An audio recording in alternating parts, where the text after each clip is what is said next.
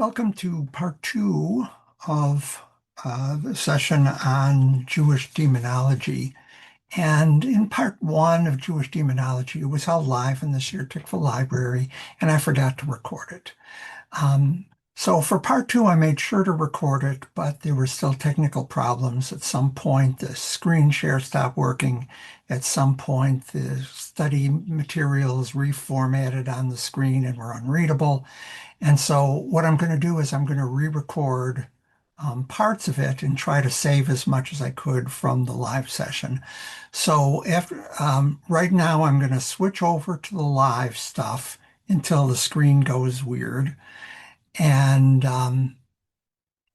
then I'll do some new material, and then I'll switch back to the live part when we had a discussion in the classroom, and I wanted to make sure to save that. So that's what we're going to do. So just as a quick refresher, last week, well, we talked a little bit about Satan, but, remembering that Satan is not a demon, but we just threw him in for no apparent reason. And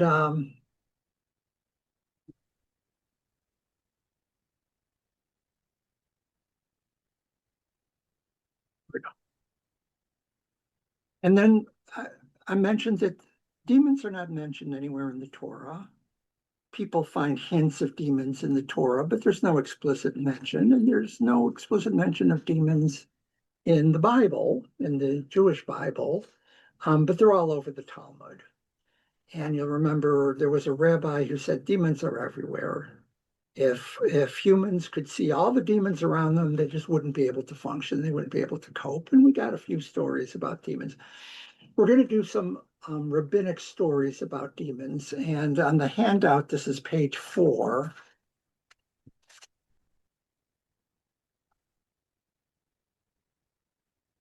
And this is a story about a rabbi meeting the emperor, the Roman emperor. There's lots of stories in the Talmud about rabbis having conversations with the emperor of Rome, or maybe the emperor's daughter, or maybe the emperor's wife. And historians doubt that these ever actually happened. But in the rabbinic imagination, they were having conversations with the Roman emperor. So, I'm sorry, this is on page 5.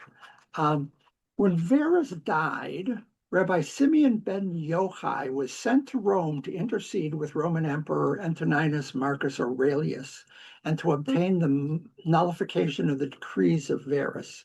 Although they knew that Marcus Aurelius was not favorably inclined toward the Jews, they trusted his sense of justice, for he was known as a kindly and philosophical man. And some of you may know, Marcus Aurelius wrote a famous book of philosophy. I'm embarrassed to say I haven't read it, but it's on my list of things to do. But yeah, he was a very thoughtful, philosophical guy. Okay, so the Talmud picks up the story. The Gemara continues the story. As they were journeying, a demon named Ben Tamalian emerged to greet them. He said to them, this is a group of rabbis traveling to Rome, their task force or whatever. Do you wish that I will join you and come with you in order to help nullify this decree? When he saw that a demon was coming to help save the Jewish people, Rabbi Shimon cried and said, "What? Even for a maidservant of my father's home, Hagar the Egyptian, who was Abraham's handmaid, an angel was made available to appear to her 3 times to help her. Each of the 3 mentions of, and the angel of the Lord said unto her from Genesis." So you remember Hagar was the servant of Abraham and Sarah, became the concubine of Abraham and gave birth to Ishmael. She had all kinds of problems and, was sent out. She was wandering off about to die, and an angel appeared to help her. And the rabbi saying, an angel appeared to help Hagar, and she wasn't even Jewish. um, but I apparently do not deserve assistance from an angel even one time, but only help from a demon. In any case, let the miracle come and save the Jewish people, even if only through a demon. Okay, so There's only one word for this, and it's kvetching, right? Right? A demon is going to help save the Jewish people, and all he does is kvetch. And the demon Ben Timalian went before them and ascended into the emperor's daughter and possessed her. Mhm. Cool. When Rabbi Shimon ben Yochai arrived there, the emperor's palace, he said, Ben Timalian, emerge! Ben Timalian, emerge! And once Rabbi Shimon called to him, Ben Timalian emerged and left the emperor's daughter, and she was cured. When the emperor saw that Rabbi Shimon had cured his daughter, he said to them, Ask for me any reward that you want to ask. And he took them up to his treasury to take whatever they wanted. They found the letter there that contained the decrees against the Jewish people, and they took it and tore it up and thereby nullified the decrees. I don't know. What do you think of this story? I love it as a story. I like the fact that the demon has a name. Yes. Okay. Was Hagar's angel wasn't as successful. Was the Hagar's angel? So there were a couple angels in the story. If I remember one, she ran away, and the angel said, go back and put up with whatever you're getting from Sarah. But the second time is when she was thrown out of the house with Ishmael. An angel appeared and showed her a magic well where she was about to die of thirst. Okay, so I guess that is That's the way I remember the Hagar story. So then, all right, if it's not better, then I gotta mention the power is equal to Hmm? the demon's power is equal to the angels. Well, it carries out tasks. I'm not sure I'm willing to go that far. I mean, we have this good example of a demon. All the demon did is possess. Right. I mean, that's all it, right? But that's my question. Angels talk to people directly. This devil or demon, the demon talked to the rabbi, but then was able to possess the girl. So does that mean that demons have more power? Because they can. Yeah. Look at you. You didn't expect to open this can of worms. I can tell by No, that never really occurred to me. I mean, this is a pretty powerful demon. Well, as far as I know, though, what I'm interested in, let's go through some surprising things about this story. And apparently my list is not long enough. Back us up. Number one, as Bart said, the demon has a name. Yeah. This is common. Demons have names. The demon is helpful. Yeah. Some demons are harmful, but they can also be helpful. Number three, the rabbi would prefer to get help from an angel, but reluctantly accepts the demon's help. Number four, this is an exorcism story from the 2nd century performed by a rabbi. We think of exorcism as a Catholic thing, like they invented exorcisms. No, we got here first, maybe. And in this story, demons can possess humans and can be, I'm saying forcibly removed, but maybe not forcibly because the fix was in, right? The fix was in. So I vaguely remember a movie from a few decades ago called The Frighteners, and the premise was they were like Ghostbusters, exorcists who got rid of poltergeists in a house for a fee, and they were in league with some ghosts. They were working together, and the ghost would go in the house and rattle, make a bunch of noises and open and close doors, and then they'd hire these guys to come in, and they'd come up, and I don't know what the ghost got out of it, but it was a horror comedy sort of thing. But that's exactly what this sounds like, right? Yeah. Okay. Speaking of demons with specific names, again from the Talmud, Rav Yosef said, the demon said to me, again, I like to refer to, this is Yosef Sheda, Joe the demon. Yosef the demon said to me, Ashmedei, the king of the demons is appointed over all who perform actions in pairs, and a king is not called a harmful spirit. A king would not cause harm. Consequently, there is no reason to fear the harm of demons for having performed an action of pairs. I'm not following this logic at all. I don't care about this logic at all. What I care about is that demons have kings. Really? Can you move the paper up a little, Larry? I'm sorry? I'm sorry. There we go. Okay. Thank you. They have kings and they work together. Yeah, and they've got limits on their powers. They can't do anything they want. They've got rules. The demons have rules. Okay, demons have a king and also a queen named Agrat Bat Mahalat. Rav Yosef believes that demons can be harmful, but not the king of the demons because he's got rules, separate rules. All right.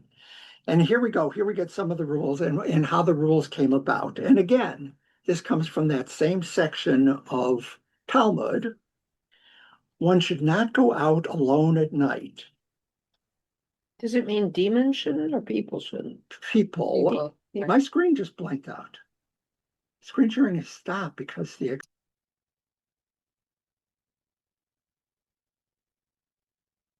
Okay, so I'm picking up now, re-recording.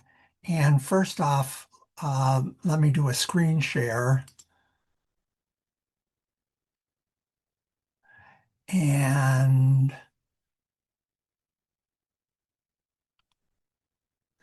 there we go.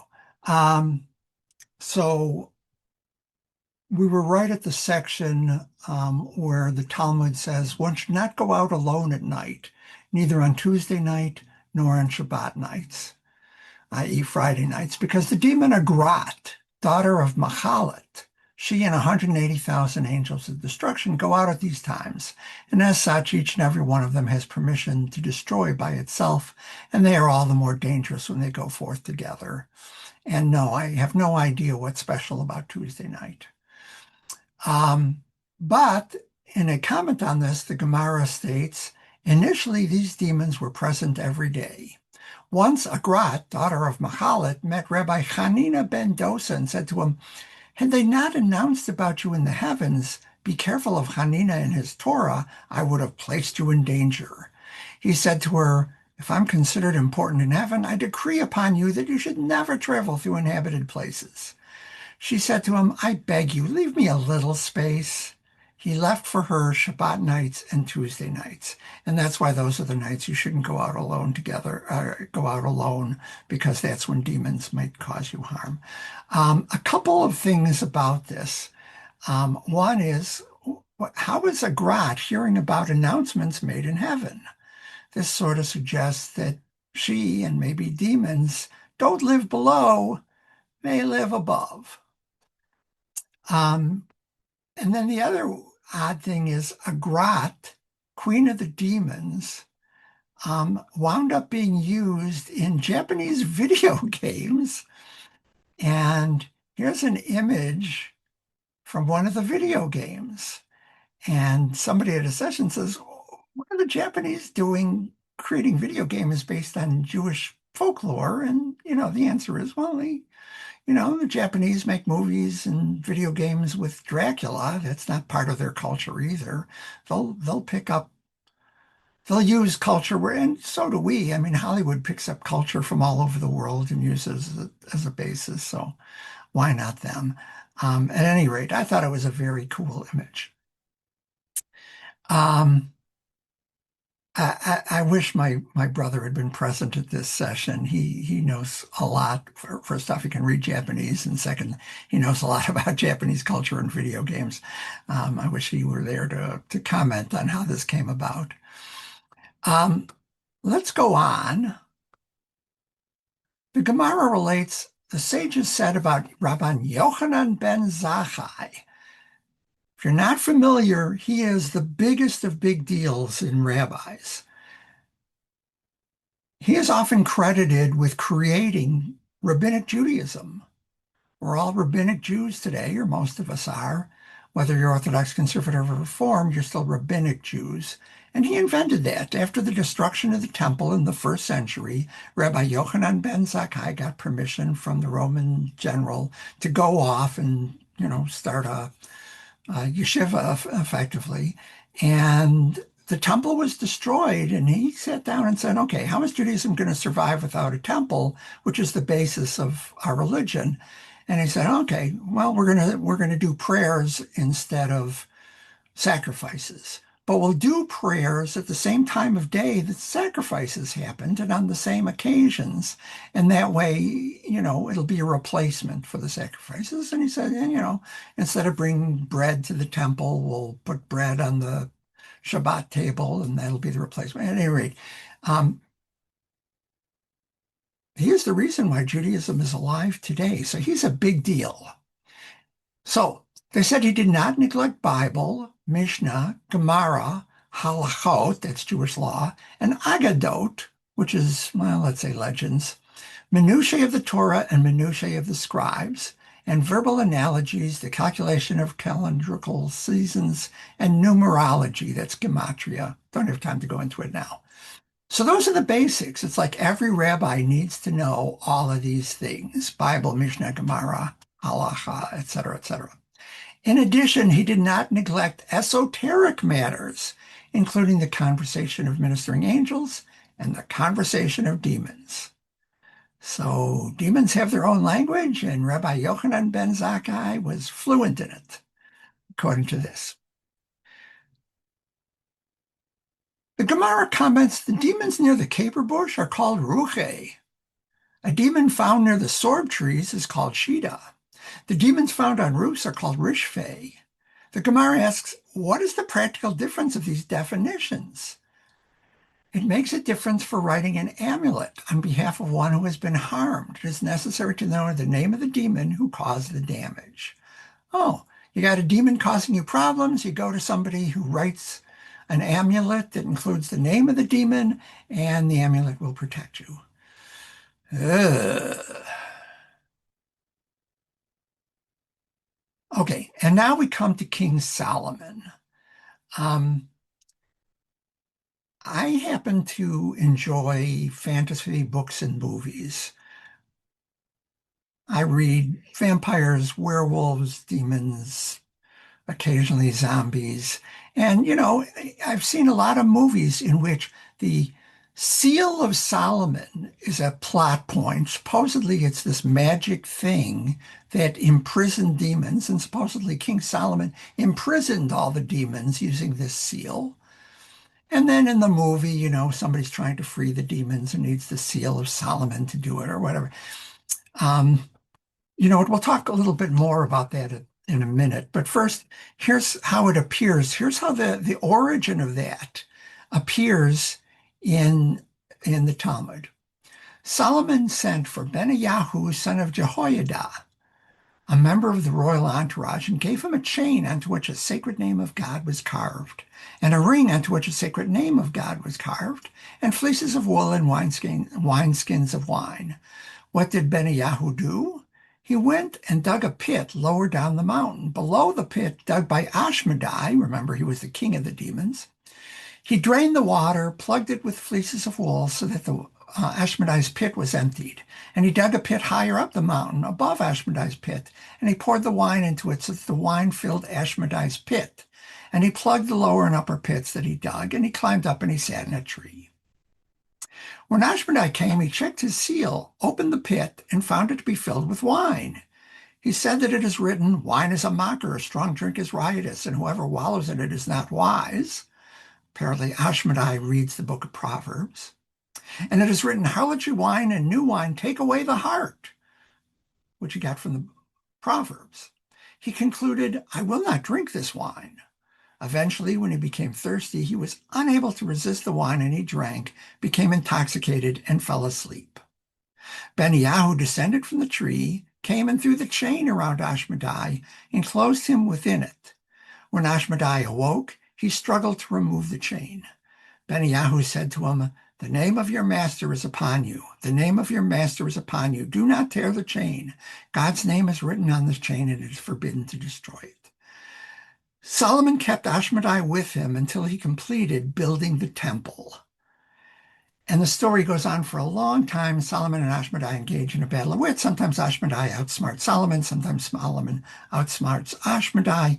But this, I think, is the origin of this idea that there was a seal of Solomon used to imprison demons. In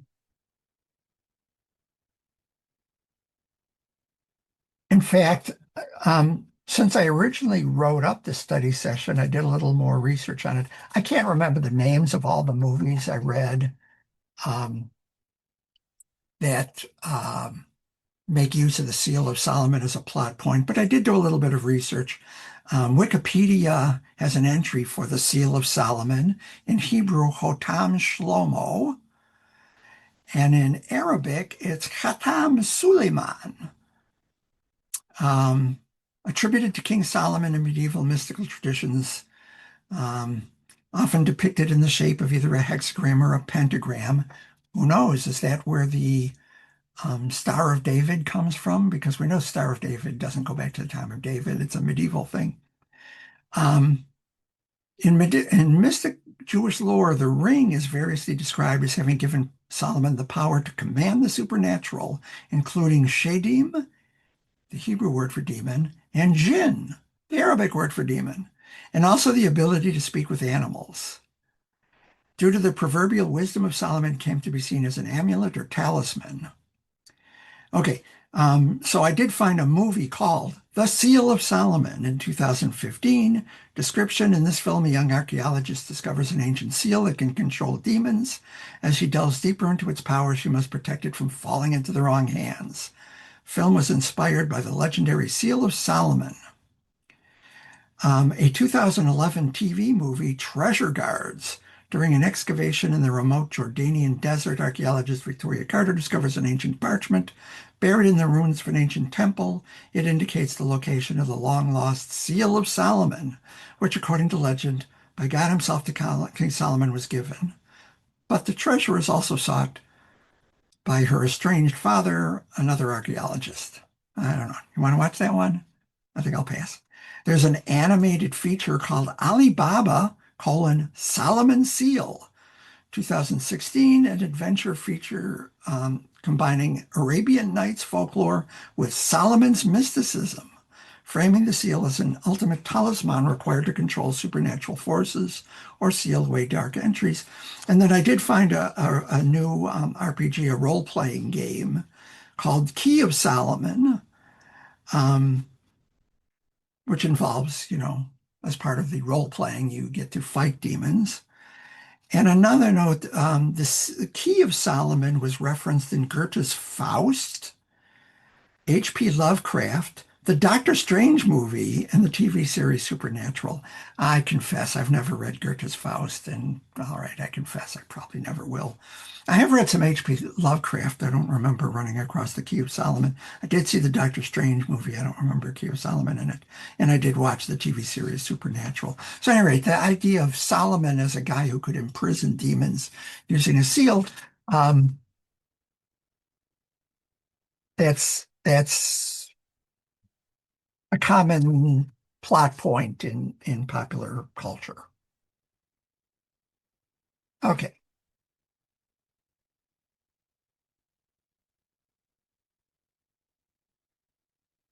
A little bit more. The sages taught six statements were said with regard to demons. In three ways, they are like ministering angels, and in three ways, they're like humans.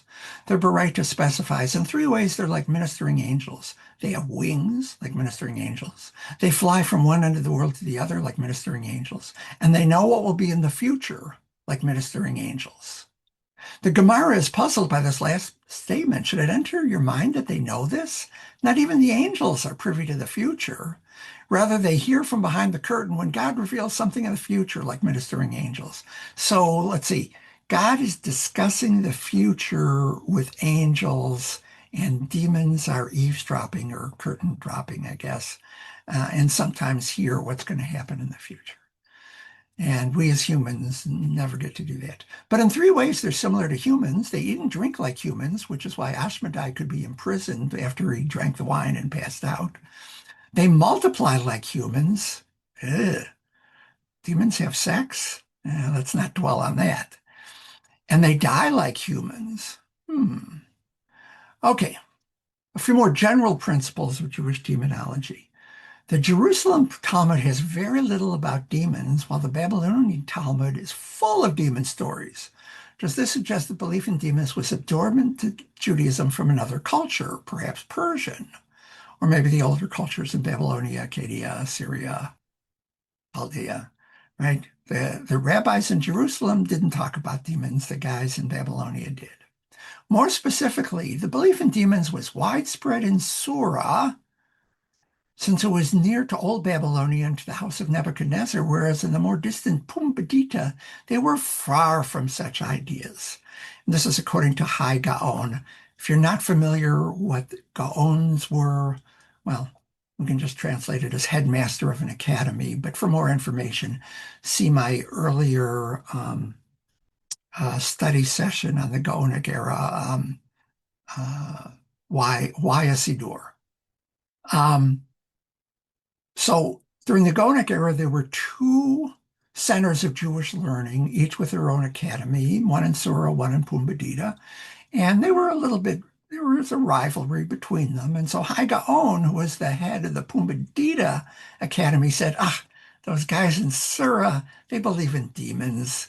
Oh, they'd probably be under the influence of Nebuchadnezzar, who had been dead for 1,000 years.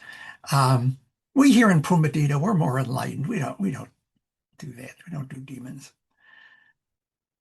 Okay.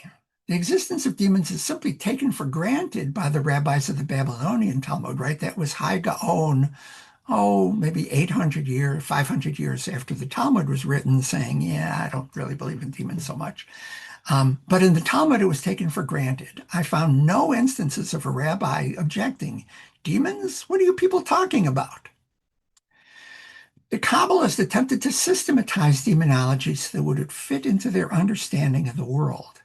They incorporated elements from medieval Arabic demonology, Christian demonology, and various folk beliefs. Okay, so the Kabbalists were trying to understand, how the world works, the meaning of life and everything, and they systematized and made charts and graphs and everything. And they chose to include demonology in those charts and graphs and the things that they were studying. So at this point, I'm going to switch back to the live session and go to the conversation that went on there. And then I'll come back for some finishing words. Okay. We are on the last page, which I think is going to be the most important part, and I hope to preserve whatever conversation we have in the recording. Because now we come to, so what are we as modern Jews to make of all this? The Talmud is full of references to demons, and the Talmud is the foundational document of Rabbinic Judaism. Can we be faithful Jews and reject the existence of demons? Before we get to what the other people think, I want to hear what you think. So again, as I said, those of us in this room are Reform Jews, right? Right. And so we can say Talmud, Shmalmud, we don't follow that stuff. We don't consider it authoritative, except sometimes we do, right? We celebrate Hanukkah. Hanukkah's not in the Torah. Hanukkah's not in the Bible. Hanukkah's in the Talmud. The rabbis say celebrate Hanukkah and light candles, and we do. We listen to them. The same guys who believe in demons tell us to light Hanukkah candles, and we listen to them about that. Yeah. And they tell us to light right. Shabbos candles, and we do. And there's all kinds of stuff in the Talmud that we follow. We have seders. The rabbis in the Talmud told us to hold seders and do these things, and we do. And they're also telling us about demons. Please, Judy, help me out. Well, and the question is an interesting one.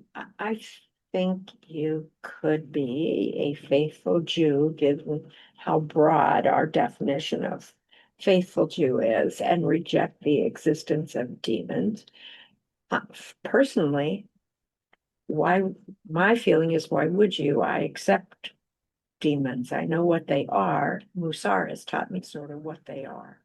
They're on my shoulder all the time, in my head, saying, go this way, go. That's my idea of demonology today, but maybe that's not. We talked about that last time, Yeah. that particularly with regard to Satan, is Yeah. that maybe it's a Bad. psychological thing, Yeah, and it's our conscience yeah. sitting on a shoulder telling us to do good things and bad things. But that's not enough. That's a possibility. That's a possibility, except that the rabbis say yes, but they also make your knees ache. You remember we had that in the Yeah, last that's session. true. Are your knees sore? Do You didn't even also- exercise? Do you Must be also have to demons. believe that they actually have a physical thing? Yeah, well, I mean, I can't believe that of angels, so I guess I couldn't believe that of demons. That's sort of where I am. Everybody else, someplace else. Anyone on Michelle, Zoom want to what do you offer want an to opinion? say? For me, as far as being a modern day Jew is concerned, and because I am Reformed, I can choose which parts I believe in and which parts I don't.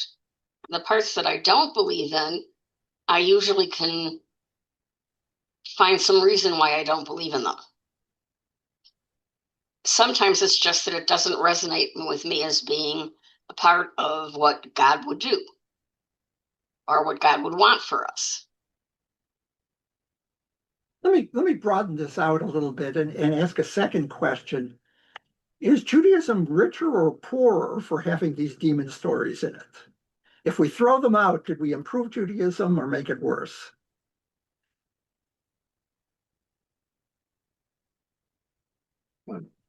That's a fair question.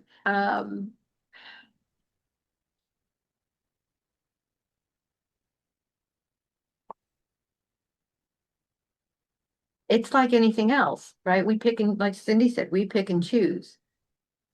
Right? Okay. And to some, that is the reason why bad things happen. And if they need that explanation or a place to point to blame, you know, God couldn't, although God is over the demons, right? That's right. Demons can't do anything without God's permission, So at least in some of the stories that we've read. everything, even a demon or an angel does, is blessed by God. Okay.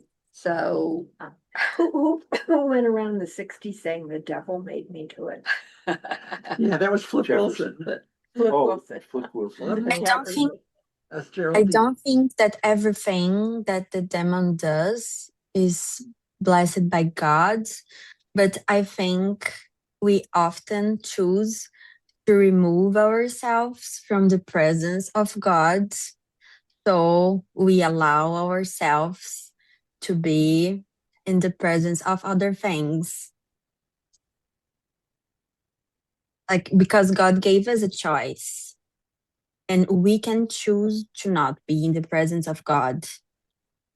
So we invite other forces out there to be present in our lives when we choose to remove from God. I think it's more like not Are you that. saying we have the option of believing in demons or not, and it might not be a bad choice to choose to believe in them? So I come from a Christian background, so I 100% was raised believing in the devil. And what I am absolutely loving about this discussion is that like the devil and the demons, like they are like this extremely strong presence in most of religions in the world, that like they oppress people all around the world. And when like the Jewish faith chooses, oh, like there is like this really bad guy out there that opposes God, and he's kind of oppressing people all around the world. But like we are so like the Jewish are so focused on the right thing, that is God, that like we kind of even forgot that like this bad guy exists. And I'm thinking like this kind of laser focus on the prize, amazing. Larry, Joan, your you got question about whether um, throwing them out makes Judaism richer or poorer. In reality, we don't throw anything out. Mhm. We leave it stay there. It's just what we do with it. Right. So leaving it there gives us rich stories and things to discuss and whatnot. But it doesn't mean that you have to believe it the same way that there are things in Torah that we discuss and some people believe in or don't, but we don't remove it. It's still part of our history. It's part of what's happened over the centuries. Whether it came from being influenced by other cultures, I think a lot of what's in Torah was influenced by other cultures. So the fact that this might be too, I have no problem with.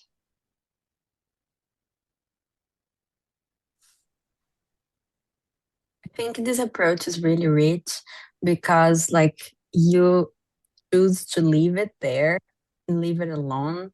And you don't say that you don't believe, but you reduce like them to the significance that they have, like, that they just deserve to be ignored. I think this is amazing. I think it makes the Jewish culture much richer.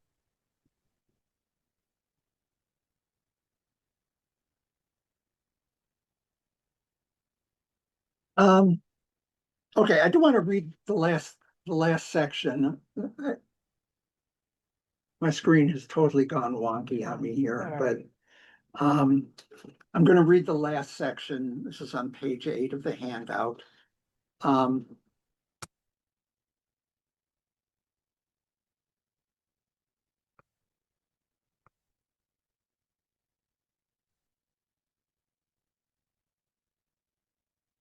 Okay, so those were some thoughts that people at the study session had about the question of, what are we as modern Jews to do with this belief in demons? Are we supposed to accept it? Are we supposed to reject it? What do we think about it?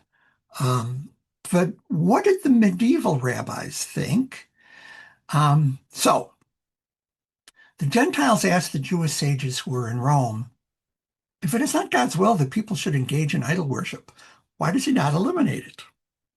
The sages said to them, were people worshiping only objects for which the world has no need, he would eliminate it. But they worship the sun, the moon, and the stars and the constellations. Should he destroy his world because of the fools? The Gentiles said to the sages, if so, let him destroy those objects of idol worship for which the world has no need, and leave those objects for which the world has a need. The sages said to them, if that were to happen, we would thereby be supporting the worshippers of those objects for which the world has no need, as they would say, you should know that these are truly gods, as they were not eliminated from the world, whereas the others were eliminated. Not surprisingly, this is Mishnah Avodah Zara, which is the part of the Mishnah describing idolatry. A lot of times the Talmud is completely out of order and all kinds of random thoughts appear in it. But in this case, it makes perfect sense. It's in exactly the right place to discuss this. And if you didn't follow that description, they're asking, why did God create things that people would turn into idols? Well, because we need them. People are going to worship the sun, but the world needs a sun. And people said, well, okay, the world needs a sun, but, maybe it doesn't need platypuses. Why did God create a world with platypuses? And maybe people will worship them. And they said, well, if we eliminated platypuses, people would say, oh, well, then, the moon wasn't eliminated, so it must be worthy of worship. Not sure I buy this argument, but that was the argument that they made. Okay, yes, demons are not mentioned in this section, but this is the setup. Now we're going to comment on that section, and the person doing the comment is Maimonides, who wrote a commentary on the Mishnah, and here's what he said about this section.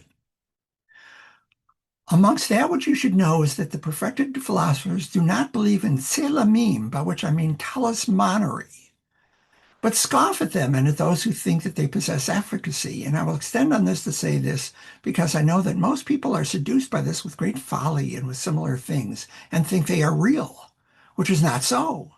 Even though the best of the pious in our religion think they are true, just being forbidden by the Torah, and they do not understand that those things are completely empty lies. We are commanded in the Torah not to do them. just as we are commanded against lying. And these are things that have received great publicity amongst the pagans, especially amongst the nation which is called the Sabaeans, a nation which came from Abraham our father, peace be upon him, from his sons. And they follow their sons' errors and rotten thinking.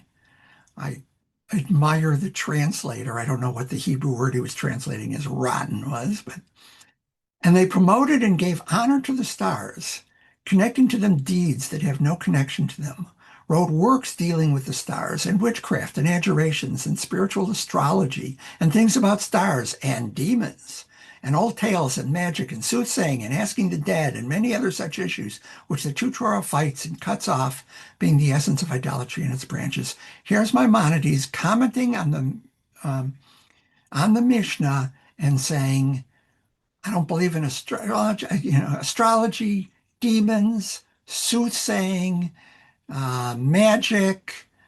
It's all nonsense, and I'm not having any of it. Rambam's son, Rav Avraham, writes that stories about demons in the Talmud are accounts of events in dreams rather than being intended as descriptions of actual entities. And only a fool would take them in that way. Rabbi Yaakov ben Abba Mari Anatoli, the son-in-law of Shmuel ibn Tibon and devoted follower of Maimonides, these guys are still all medieval, denied the existence of demons, lamented the fact that the majority of Jews, including famous scholars, had their faith corrupted by their belief in such nonsense. Rabbi Levi ben Gershon, the Ralbag, describes satyrs, serum, hey, there's a Hebrew word for satyr, as demons, which are the false images that bring people to believe that something not divine is divine. Later, he describes the existence of demons as being illusory and finds support for this in the statement of the sages that with one person, a demon may be seen and cause harm. With two, it is seen but does not cause harm. And with three, it is not seen at all. So, as somebody pointed out in the live session, we should avoid being alone with our demons. Being a part of a community keeps the demons away. And I think that's good advice. But I do have to say, and I didn't mention this in the live session, I've always felt cheated when a TV show or movie ends with, but it was all just a dream. Even as a kid, I was a little disappointed at the ending of Wizard of Oz. It was all just a dream. But this is, one rabbi's way of dealing with the fact that it's in the Talmud. What are we going to do about it? That's what he does about it. Okay, we're just about done. I want to give credit where credit is due. First off, credit to all the people who participated in the live session, whether in person or in Zoom. I appreciated all your comments and your support. Of course, I got all my sources from Safaria.org. I was inspired to do this by the Throwing Shade podcast, which should be widely available now. I got something out of Encyclopedia Judaica, I don't remember which, but I also want to give credit to Shavuot Live. On Shavuos, the URJ has all-night Shavuot study sessions, and I watch some of those every year. But there's also an organization called Judaism Unbound that does their own all-night Shavuot study sessions called Shavuot Live. And this year, there was a session that did discuss demons by Katsira Lesser. And she's the one who found the video game with Agrat, Queen of the Demons. So thank you, Katsira Lesser. You enlivened our session. And thanks to all of you for watching this.